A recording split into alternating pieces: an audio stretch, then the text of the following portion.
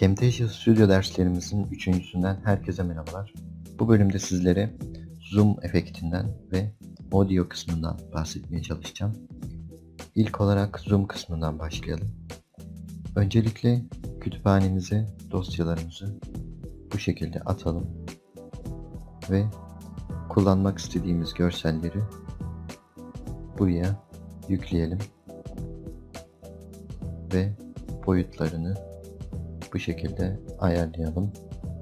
İki görsel arasında biraz mesafe bırakalım ve bu fotoğrafa zoom efektini uygulayalım. Şimdi zoom efektine geldiğinizde burada ne görüyorsanız aynısını burada da görüyorsunuz ve yakınlaşmayı bu şekilde basılı tutup ilerleterek yapıyorsunuz. Nereye yakınlaşmasını istiyorsanız bu şekilde götürüyorsunuz ve aynı zamanda burada da bir ok işareti çıkacak. Bunu da uzatarak daha yavaş bir şekilde ilerlemesini sağlayabilirsiniz. Örneğin bu ok işaretini uzattığımızda daha yavaş bir şekilde yakınlaşacaktır. Ama kısa olduğunda daha hızlı bir şekilde yakınlaşıp bitecektir bu şekilde. Bunu birden fazla şekilde de uygulayabiliriz bir görsel üzerinde. Örneğin ilk ok işareti buraya kadar gelsin ve bunun bittiği kısma gelip daha sonra şöyle yaptığımızda ilk sol tarafa yakınlaşıp daha sonra sağ kısma geçecektir. Onu da yine bu şekilde uzatıyorsunuz ve daha sonra da buraya bu şekilde inmesini sağlayabiliriz. 3 aşamalı bir zoom efekti uygulamış olduk. İlk aşamada buraya yakınlaşıyor. Daha sonra sağ kısma gidiyor ve daha sonra aşağı iniyor. Bunu uzatabilirsiniz. Bir de bu ok işaretini ne kadar uzun süre tutarsanız o kadar yavaş bir şekilde yakınlaşacaktır. Bunu da ekleyelim. Şimdi daha önce Transitions efektlerinden bu iki görseli birleştirelim. Örneğin bunu uyguladığımızda ve bu görseli de zoom efekti uygulayalım şimdi. Şöyle ayarlayalım. Zoom efektini bunda da bu şekilde uygulayalım.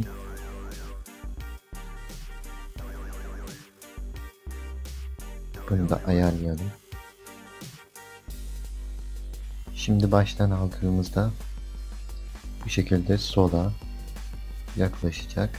Daha sonra şurada bir geçiş efekti uyguladık. Şurada görebiliyorsunuz.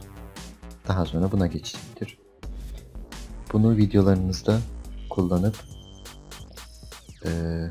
daha izlenebilir bir durum yaratabilirsiniz. Genel olarak zoom kısmında bahsetmek istediklerim bu kadar. Şimdi audio kısmına bakalım. Buraya öncelikle attığımız müziği şöyle alalım. Biraz sesini kısalım. Şimdi bu kısımdan buraya attığımız müzikleri veya sesleri düzenliyorsunuz. İşte volume down kısmından sesini azaltıyorsunuz. Volume up kısmından sesini arttırıyorsunuz. Yine şu şekilde de artırıp azaltabiliyorsunuz.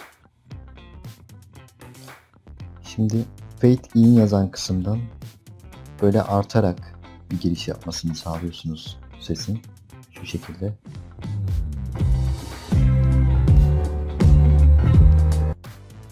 Fade out kısmından da yine azalarak müziğin bitmesini sağlıyorsunuz. Bu şekilde bu noktayı da hareket ettirebilirsiniz. Bu şekilde yavaş yavaş bitiyor müzik. Şimdi silence kısmına gelelim. Silence kısmında sesi tamamen kapatıyorsunuz. Sessizlik modu olarak geçiyor. Add audio point kısmından da ses noktaları ekliyorsunuz. Öncelikle sesimizi bir arttıralım. Bu Bu şekilde eklemek istediğiniz yere tıklıyorsunuz ve sesinizin seviyesini buna göre ayarlıyorsunuz. Şu şekilde daha uzun bir giriş yapabilir. Veya spesifik bir kısmı azaltabilirsiniz. Şu şekilde eklediğinizde burasında ses daha az olacak veya daha fazla da olabilir. Yine bu noktaları istediğiniz kadar ekleyebiliyorsunuz. İstediğiniz yerlerde kısık, istediğiniz yerlerde fazla çıkmasını sağlayabiliyorsunuz. Remove Audio Points kısmından da bütün ses noktalarını, şu eklediğimiz noktaların hepsini kaldırıyorsunuz.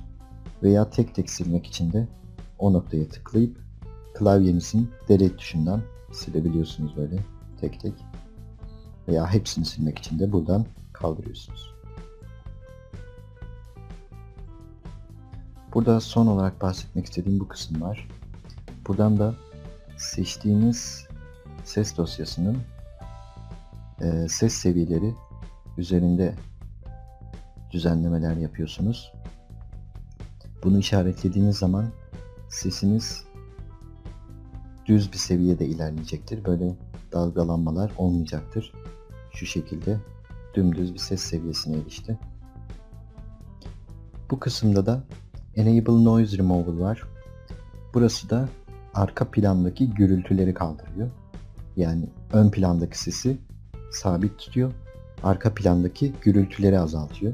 Hışırtı gibi sesleri daha aza indirgiyor. Yine buradan değişik ayarlarında kendinize göre ayarlayabilirsiniz.